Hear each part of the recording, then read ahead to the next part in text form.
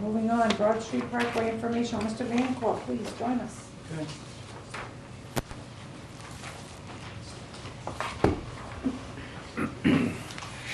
Good evening. I'll start the update on the Broad Street Parkway. I'll note that the Parkway North contract, the area up around Broad Street and Baldwin, they're in winter shutdown, so there's not really a lot of activity going on right now. I would like to talk a little about the River Bridge contract in particular.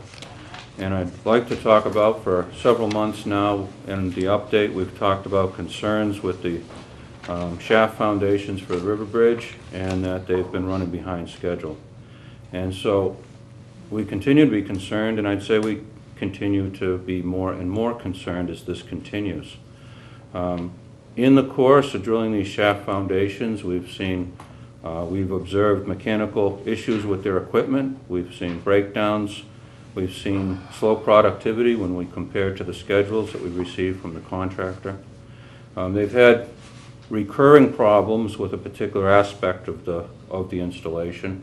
What happens is there's a steel sleeve that goes down. It's embedded it's drilled into the rock, generally 6 to 12 inches, and then concrete's poured into the hole to create a seal between the metal sleeve and the rock, and then they drill down another 12 feet below. They drill through that concrete and they drill down slightly smaller diameter shaft, and so that concrete creates a seal. And they've had a recurring problem with failure of those seals. The reason that seal is there is basically we're creating an empty shaft that we'll put the reinforcing cage down inside, pour the concrete, that's the pier for the bridge. And so that seal makes sure that material isn't coming in from the interface of the steel and the rock, going down into that hole, basically contaminating the hole or taking space that really should be concrete. And so the seal is a pretty important part of the system. And at this point, 9 out of 16 of the shafts have been accepted. One more has been poured. The testing on that hasn't been completed yet. So basically we have 10 out of 16 at this point. 4 of those have had significant problems with these shafts, with the seal. The seal has failed, and it's led to considerable time. So at this point, on a monthly basis, we've gotten schedule updates from the contractor. And as recent as October 1st, we were getting updates that said that they expected that the River Bridge would be complete on July 31st. For several months, that was our working date that we were looking at. Originally, you may recall that the date should have been by contract May 1st. And so as we hit problems with the shafts, the contractor projected out to July. November 1st, we asked for the monthly schedule update. We didn't receive it. Through the month of November, we didn't receive an update. Early in December, we asked for an update. We asked the contractor in a meeting. We said, where's the update? And at this point, what do you think? What's happened with the completion date? Because we're continuing to see problems.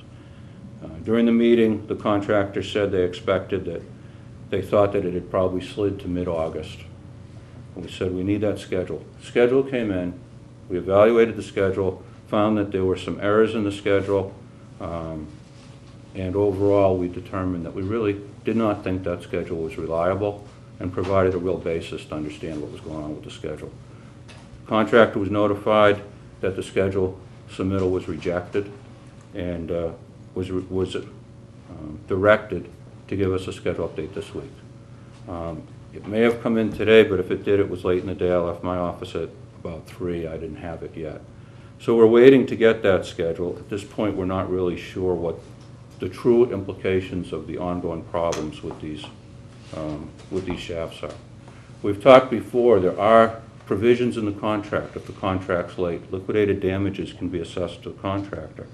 And so the contractor's been told that the city intends to assess liquidated damages to the extent that delays are the fault of the contractor. The contractor has suggested that at least some of this delay is because of the character of the rock that they've encountered. Their opinion is that the rock differs from the characterization of the rock that was in the bid documents and therefore the contract documents. They've submitted some initial information, and that was reviewed by our design team, Faceboffer and Thorndike and GZA, who concluded that the videotape that was submitted showed no indication of a differing site condition to them. So that's where we are, and really wanted to update you on this, that this is continuing to hold back the schedule. The contractor, now that they're out of the ground on the south abutment, is working very fast to try and make up as much schedule as they can. We've told them the schedule that comes back, we want to make sure that they are doing all they can on that schedule to reasonably show that they are recovering as much of the schedule as possible. We've asked them to be thinking, we've asked them to be certain that they're thinking of all possible remedies they might make in the process so that the remaining 6 shafts go quicker. And the contractor has told us that they expect to be filing more information and in fact filing a claim for time saying that they've encountered a different site condition. Commissioner Pappas? You had mentioned that we submitted pictures when they agreed to the contract. So are they taking pictures of the site, you assume? Well, They're saying that what they bid on was different from the actuality once they dug down. But that's one question, I'm sorry. And then, Yeah, and then sure. the follow-up would be, isn't some of that to be expected when you do a bid? right. So those are two separate questions. Certainly. So the character of the rock that they've encountered, what's in the bid documents, there was a series of borings that were taken by the geotechnical engineer, part of the design team. So that information led to the design of the bridge and led to assumptions about the character of the rock, how solid the rock was that they'd be drilling into. And so as they've worked, they've had trouble as they advance. They've had trouble with the equipment that they have advancing these sleeves into the rock. They've had problems with the rock with their sleeves actually becoming stuck in a couple of cases within, and them having to work it out. And so their contention in at least one of these shafts is that they've encountered rock that was a completely different character. And as evidence, they put a video camera down inside and took video in one of the locations where the seal had failed. And it was that video that they then sent to the design engineers, who don't think that indicates that there's a difference in character. I don't agree. I mean, I think what the executive management team believes, looking at this closely, is that likely they've caused the damage with the wrong equipment. Oh, okay. And so they're slamming on it, or they're trying to cut in it with something that's not capable, and that might be fracturing it and making it hard for them to get a seal. Is that about right? That's one of the possibilities that needs to be considered.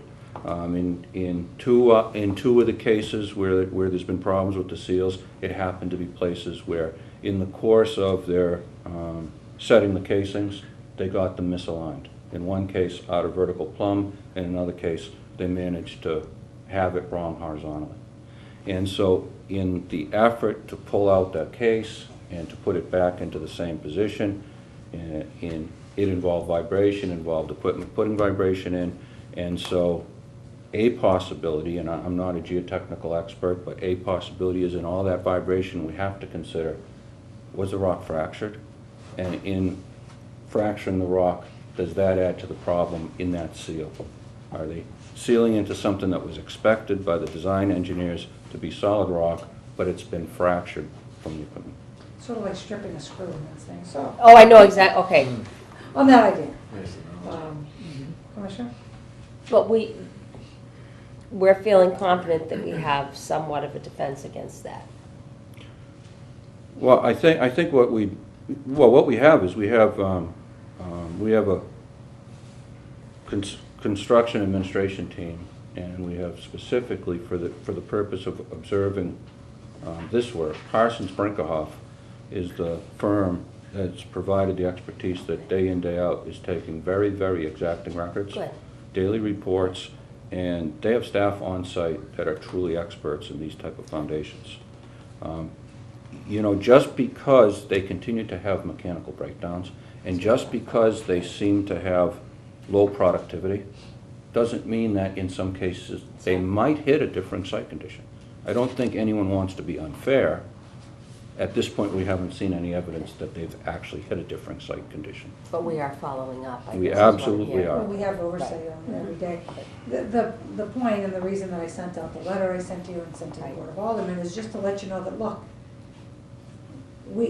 everybody has known that for some time we're having some struggles here. And, you know, you Right. have to expect with something like the river work that it could be a bit of a challenge.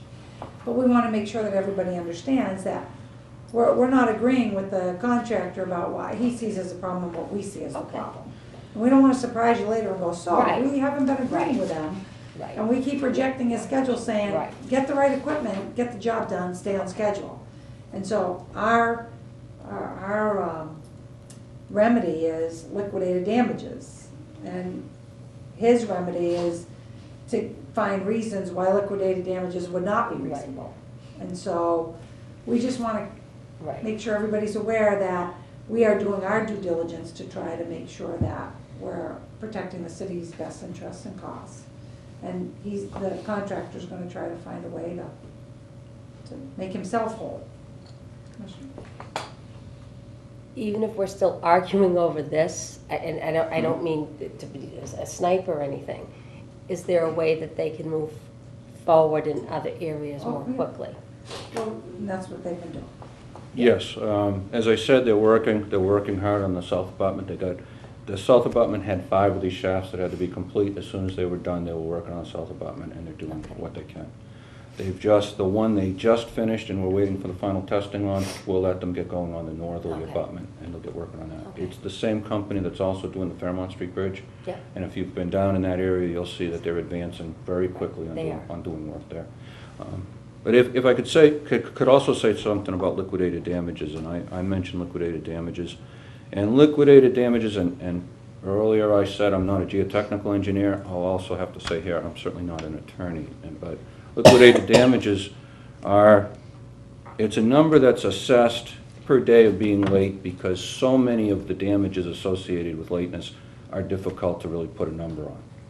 And so we'll talk about liquidated damages, and there's provisions in the contract.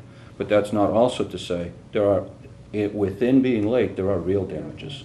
And an example of a real damage is that as the contractor goes months late, that's a very considerable cost of especially having Parsons Brinkerhoff out there every day, doing those diligent records, keeping those records. There's a cost associated with that. And so there's the liquidated damages, but there are also real damages that'll be incurred. And so we continue to have this dialogue with the contractor.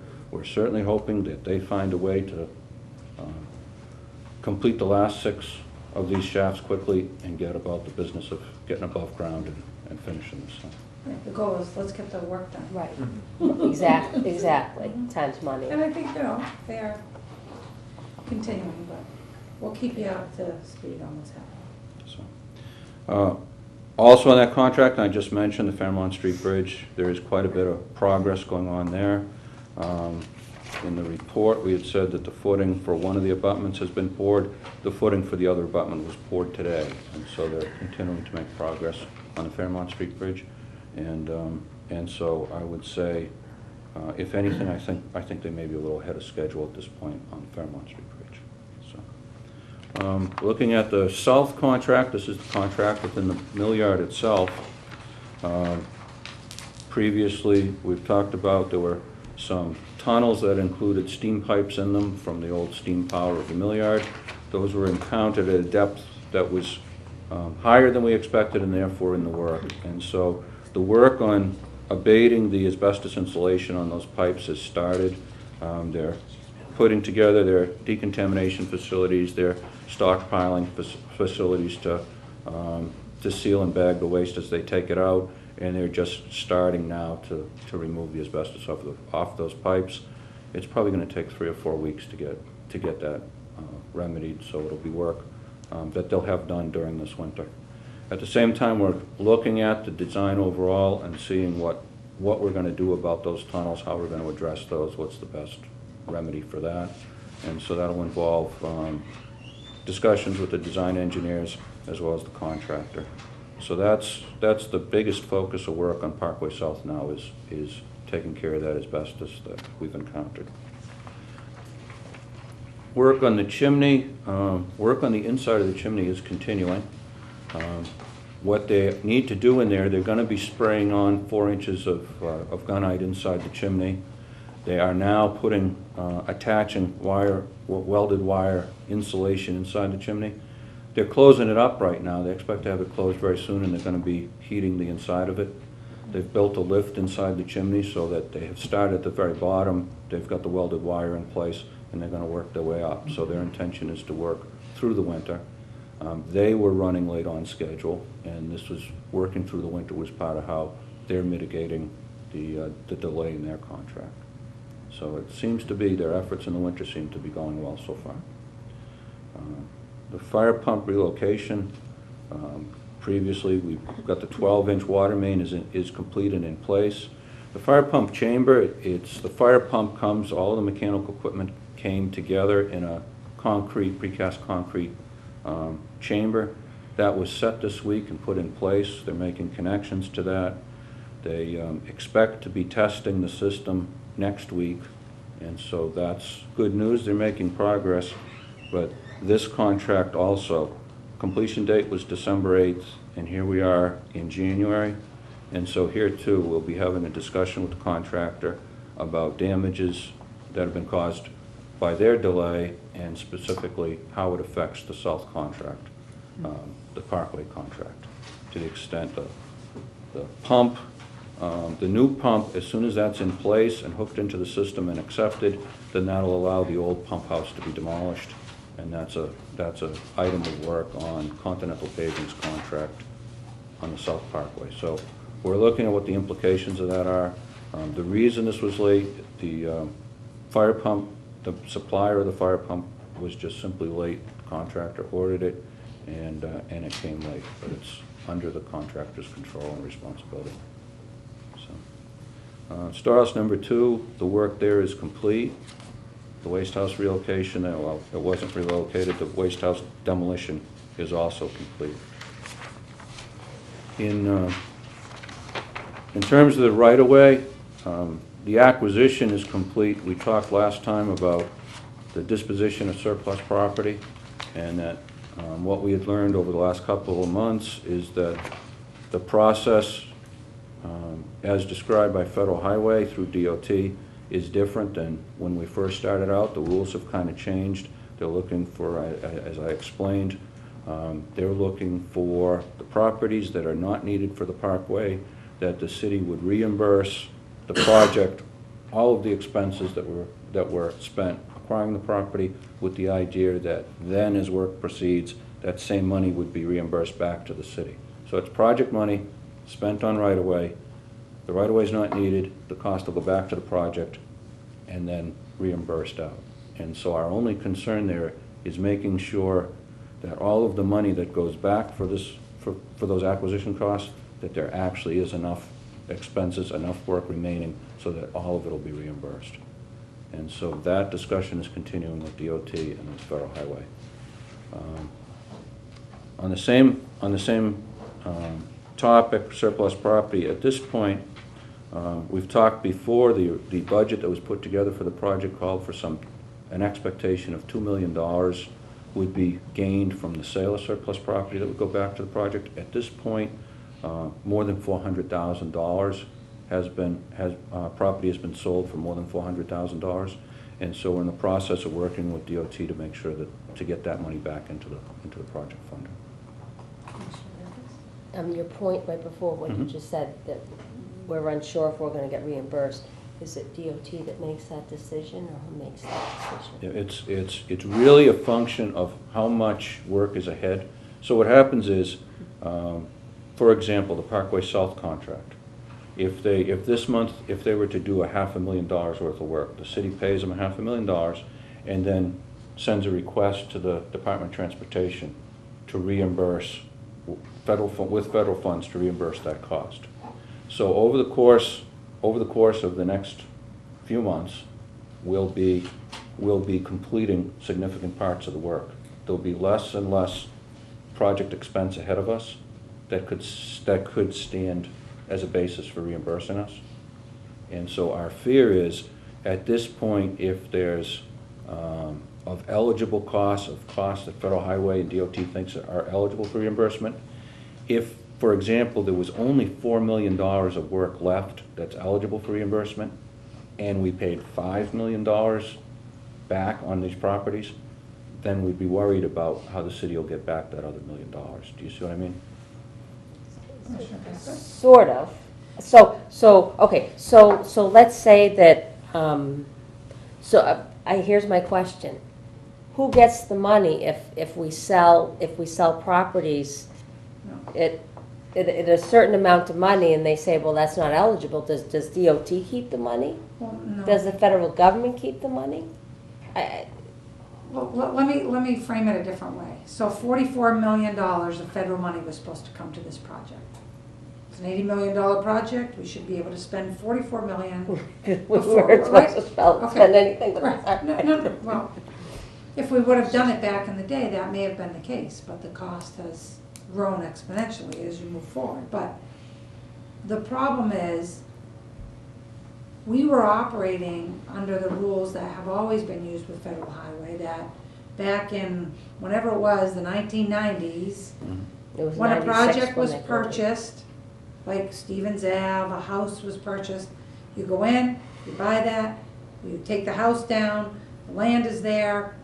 Someday, when the project is built, if there's any piece of that left, all of it, some of it, whatever it is, you sell that at fair market value, it goes back into the project, it's used on the project. For what pot of money, I guess, is what I'm asking. For the pot of money that we're supposed to be able to use, that we get From reimbursed federal- from federal money. This is Okay. federal money I'm talking about. So this was long before we had any city money in the project. Okay, all those purchases were done before the city said, yes, we're gonna build the Broad Street Park. Right. Okay. No, So there that's was a the lot of premise that questionability everybody was around that, operating yeah. on back in the okay. Now what Federal Highway is saying, and I think it's because as the federal government has less beans to distribute, I think that they're looking at things going, oh, well, where could we collect money that's not being used? And so for the first time, they started talking about, they used words that they hadn't used before. And so, you know, as you pick at that word and say, what does that mean exactly? What they're trying to say is, okay, well, what we want you to do is, now I'll still stick with the Stevens Ave parcel as an explanation. So let's just say, for the sake of discussion, that we paid $200,000 for that.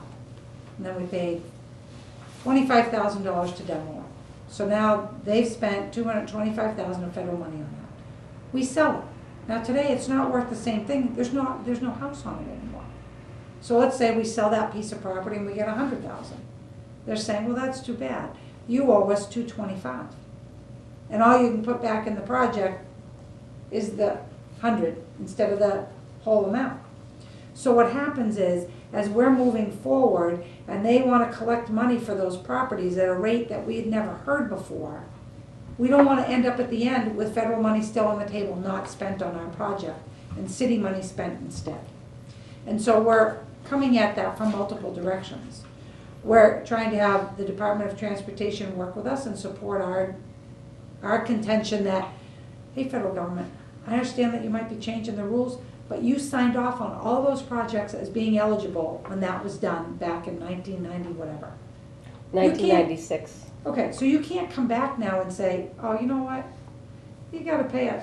So, and when the new record of decision was agreed to, they didn't say, and by the way, now that you're building 2 lanes instead of 4 lanes, you're gonna have to pay all that back at that other rate. That's never come up until as we're getting nearer to the end of the project, and in my opinion, I think they think we're carrying a surplus on our side, they're thinking, give back that money. And that money, to answer your other part of the question, DOT doesn't get that money. The federal government is saying that money comes back and it goes back into the federal coffers and will be used on other projects. And the argument that we're making, and we are working hard to be successful at it, is no. Every dime of federal money, you said $44 million. We want to get $44 million. And every meeting I go to, and every conversation we have, I hit that point home. And we're still working on it, but what we're trying to make sure everybody understands is those conversations are taking place. And from what we can tell, worst case scenario is there's probably $2 million in play. Is that about right? And that's what we're trying to make sure that we don't. And so you're gonna see us moving ahead on selling those other properties and trying to get that money back in the project. So I'd rather be in a circumstance where they go send us a check and we say, well, thank you, than to be in a situation where they go, we're not gonna get, you know. Well, I So- guess there's no such thing as a free lunch. Well, I mean, I think that, you know, I think we're still gonna end this project the way that we should end the project, and I think that, as I said in that meeting, the decision about whether that money or those rules are used needs to be kicked up to a different level.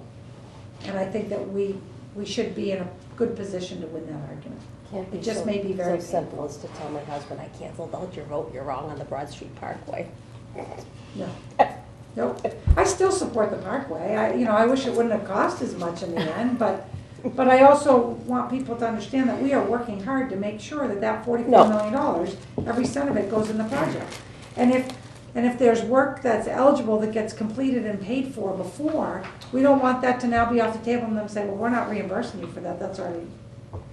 So that's the challenge. Thank you. And there's a lot of moving parts. That was helpful, thank you. Have we Sorry. determined what the market value is of all these properties that were? Market what value, we is did- whatever we Well, no, get. but I mean, who's deciding that now? Would it be to our benefit now to like the properties that we know that we could get as close to or of what the DOT would say would be the market value that we should be trying to get these properties moved as fast as we can, which is what you're trying to do? Right, well, we're trying to do that so we can get the money back into the project. No, I We understand don't that, wanna but- sell it after. So out of the $2 million $2 million roughly, do we have any idea of what we think the current market value would be, what some total of that would be? Well, I wanna be careful that we don't confuse this. There's $2 million in one conversation and $2 million in another. So, we've been carrying in the project a $2 million number that we thought we would get back from these properties when they sold. The market, when the city engineer and others did the estimate on what they thought these properties would generate that were gonna go back in the project, was a much different market then than it is today. It was a better market. Yes. The other $2 million problem that I'm talking about, that means instead of the 44, we might get the 42, is not so much about the surplus property as it is about how much money is going into the project. The challenge with the $2 million that we were carrying is, if the feds are now saying that they want the value of when the house was on it and any of the costs associated with anything we did on it, no matter how good we are, we can't sell it at a value of when it had a Right. house, and you know that. Yeah. So that's part of the challenge. Do you want to add anything to that? No, other than, well, so far, there was recently some properties sold by auction, and it seemed to work well. There were a lot of bidders that were interested, and I think that that's gonna be repeated. So in terms of market value, we're thinking that's, might be the best way to assure that we really do get the best market value. Yeah, that competitive kind of. Yeah, well, I guess back to the using up almost like the closing costs, to, you know, when you run out of closing costs and this contribution, so We- about doing it as quick as we can to be sure that we have costs that we can put that, apply Back that in and money use to. it. Exactly. That's what I guess what I was. And we So did, we want to say, we're going to pay you, but you're putting it back in. Right, exactly, that's what I mean, yeah. many of these surplus properties, we did take a step, but it was some time ago, of having an appraiser who was also working along on the appraisal of properties the project needed to purchase. An appraisal was done on many of these. The tricky part of it is, it's such a, whether down on Stevens Ave, parcel by itself maybe doesn't have as much value as if it's sistered up with the parcel next to it. And how you really put it together short of, there were 2 parcels on this last auction where bids could come in individually or together, and then the decision is made, which was really the best case for the city to go through and see. And so I think, and the appraiser highlighted how different the values would be depending how they're combined or how a potential buyer combines them. So one of the things that we want to do, which you may find interesting, is when we had the fire on the corner of Ledge and Central, and we ended up building the Park Social at Mhm. Levine, we had funds available from that project, and looked at that neighborhood as a whole, and we had plans drafted, like conceptual drawings of what could we do to rebuild this Yeah, neighborhood? I follow. What would it, right, okay, and somebody came in and so one of the things that we're going to do is package that information up, include that on the auction site, so that potential buyers that are looking at that look and go, oh, well, if I bought this one, we could build, we wanna try to Mhm. maximize, Right, yeah, no, right? absolutely. And then we think we might get a bigger bang for that buck too. So, I mean, we're looking under every potential rock. Mhm. It's a challenge. I'm sure you can appreciate it, but we just want you to know that that's kind of how it's playing out. Okay, and I'd like to make a few comments on the budget, and the projection to complete is the same as it was when we met in December, 59 million rather. But we haven't talked a lot about the column over on the right, the balance that isn't committed. I wanted to talk about some of the things that we know are ahead or expect are ahead that'll be coming forward, in some cases in the form of change orders. Parsons Brinkerhoff, I mentioned that we know that they're going to need a change order because their work in overseeing the river bridges is going to be months longer than we ever anticipated. And so we'll be seeing that. And I want to point out that when that comes through, and certainly we expect that appropriately damages would be assessed to the contractor that would cover that. But in the case that they weren't, within the line item that says construction administration, there's $22,000 left, but also project administration and professional services, there's $507,000 that hasn't been committed yet. So we still have breathing room as some of these things come in. Allowances that we've got built into this projection of $59 million as some of these things still come forward. So Parsons, Brinkerhoff, Sanborn Head does our environmental monitoring during construction, and with the work on the asbestos in the mill yard, we'll probably be coming in looking to expand their allowance, again, well within that balance that we still have for project administration. Faceoff and Thorndike, the design services, their role, they've had a much greater role during construction than we expected because there's been more requests for information, the shop drawings have come in. We've got 2 major contracts that came in with low bids, and that, I think, is not a complete surprise. Again, there's still budget capacity for that. And then we've got some work within the mill yard itself, coordination with the mill yard property owners. We need to put some stubs into the new water main to serve their property after the project's done. And again, we've got allowances within the utility relocation. So we've got some more expenses that are going to be coming in. Some of them are going to involve change orders, but we've still got the allowances that we had planned for these kind of contingencies. Commissioner Pappas? From Parsons, Sanborn Head, and Base Spofford, who do you think is going to have the biggest change order? I think that Parsons going months beyond in their construction administration, there's no doubt. And so with that, if there's any other questions.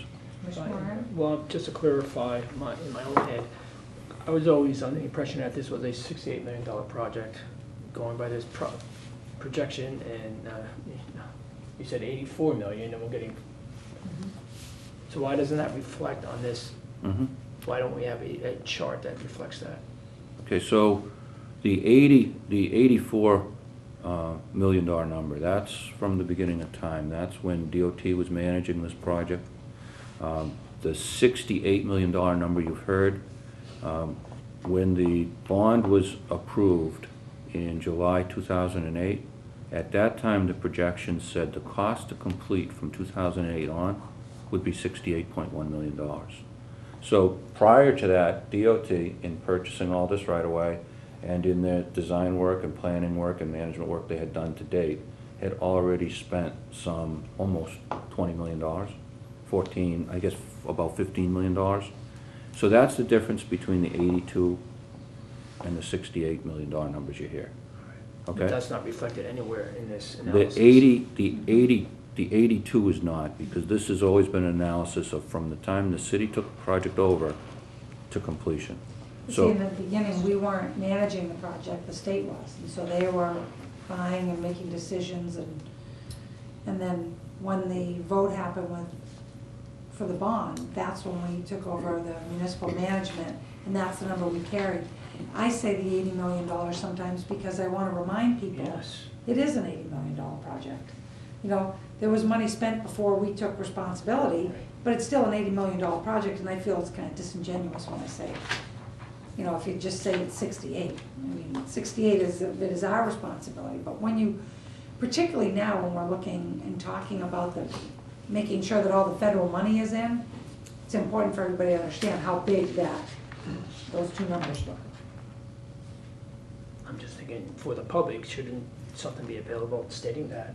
Well, it might be a good idea to put on this budget, Mhm. the additional spend that happened prior to this. I think that's a good point. Right, right. Particularly, you know, because not everybody remembers, and the longer the project has lasted, the easier it is to forget that that money got. Mhm.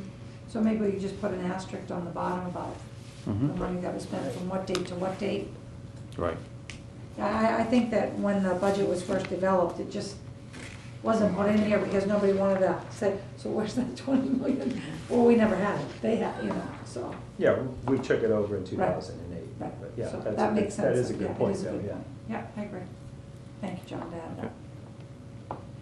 Further discussion? Appreciate your time. Thank Tom. Okay, thank you.